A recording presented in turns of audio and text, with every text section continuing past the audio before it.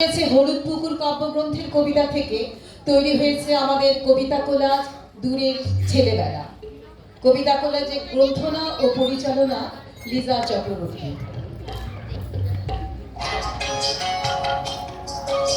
কোথায় হারিয়ে গেল সেই শৈশব, সেই শৈশব যেখানে বইয়ের পাতায় ছিল অমল সুধা, যেখানে দুপুরবেলায় মায়ের হাত ধরে শোনা হতো রবীন্দ্রনাথ, আমার এই পথ চাওয়াতেই আনন্দ।